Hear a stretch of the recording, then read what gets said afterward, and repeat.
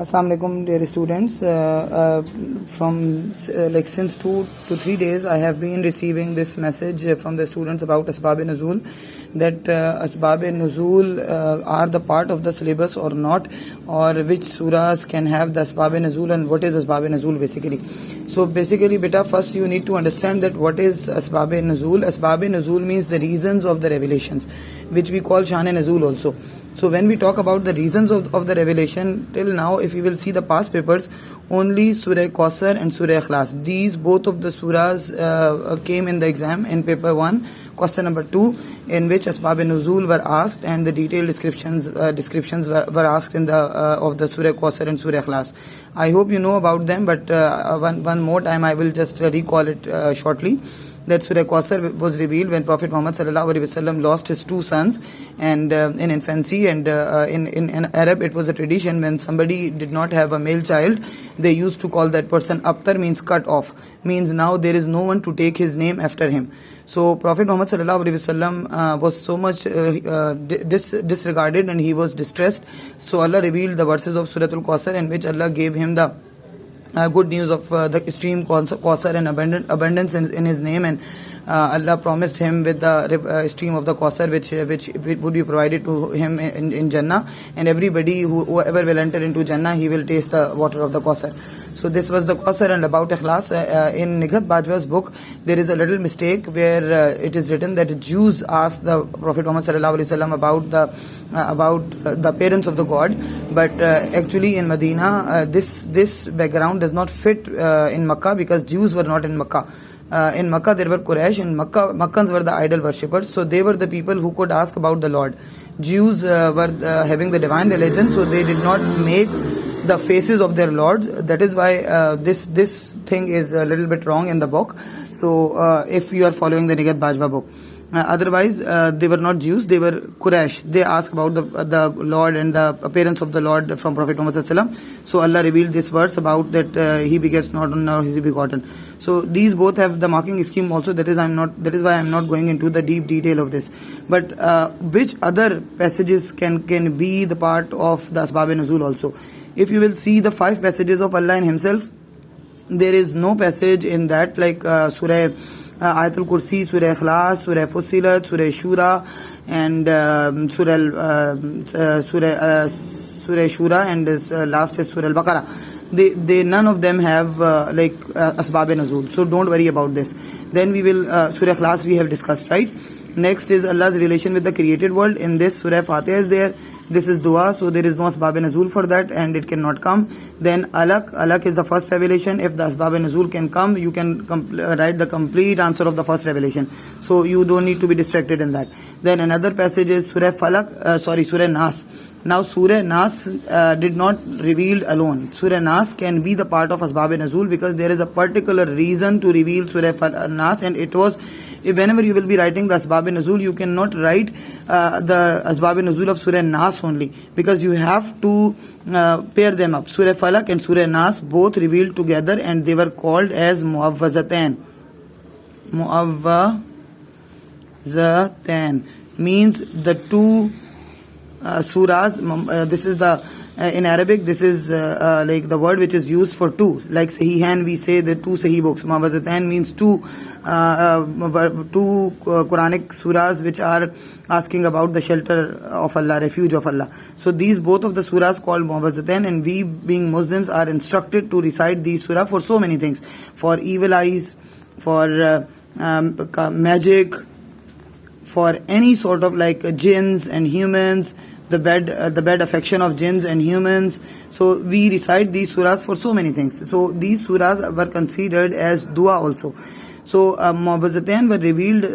There was a particular reason. Prophet Muhammad sallallahu alaihi wasallam, and he was. Some people say that they were revealed in Makkah also. Makkah, and Jew has casted a black magic on Prophet Muhammad sallallahu alaihi wasallam, but traditions are going against of this, because Jews were in Medina, and it is for sure that the magic was casted by the Jews.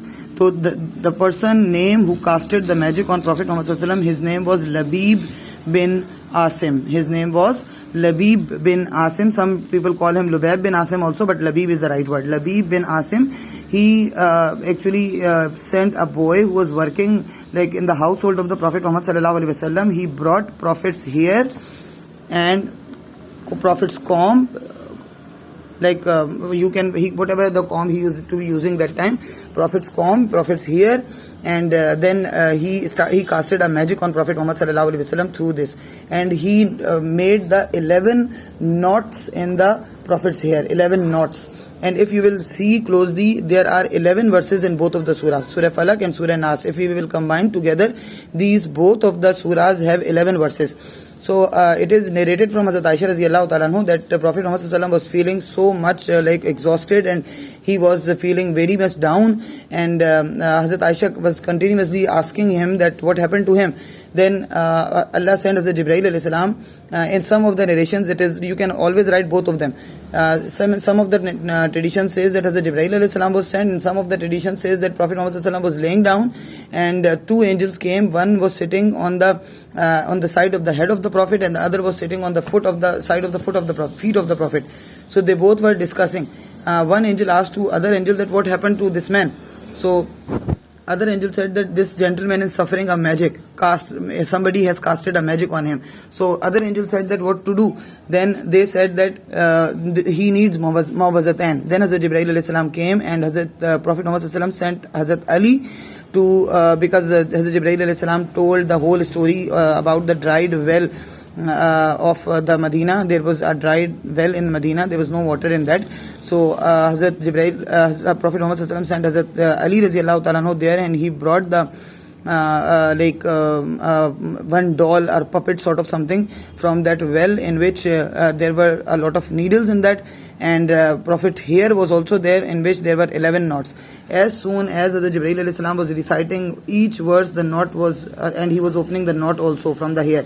As soon as all 11 knots were opened, all needles which were inside pins, they were pins, you can say, pins were inside that that doll or puppet, they also came out, and Prophet Muhammad sallallahu alaihi wasallam started feeling as fresh as nothing happened to him. He was absolutely fine. So this was a message also that black magic is barhaq, and it happens, and there is a solution also. We, instead of running here and there and asking some amils and do all these things, we always can recite muwazatan to keep ourselves safe and protected. After this, after the revelation of these both surahs, Prophet Muhammad sallallahu alaihi wasallam used to recite those both of the surahs, and he used to blow them on his hands, and he used to rub his whole body with his hands. So this was the practice of Prophet Muhammad sallallahu alaihi wasallam till his death. When he was on his deathbed, Hazrat Aisha radhiyallahu ta'ala used to do this for him because he was unable to raise his hand even. So I hope the message of the Asbab and Nazool of Surah Falaq and Surah An-Naas is clear in front of you, and I will write the complete description also. In the description you will find the complete notes also about the Asbab and Nazool. In next video inshallah ta'ala I will be uploading about Surah Zuha also, because only these three surah can have the Asbab and Nazool.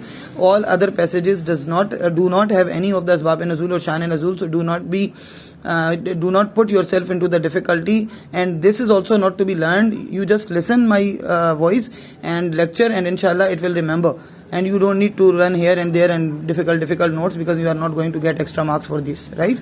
And I hope it is making sense and it is clear, right? Allah Hafiz beta. Jazakum Allahu khair.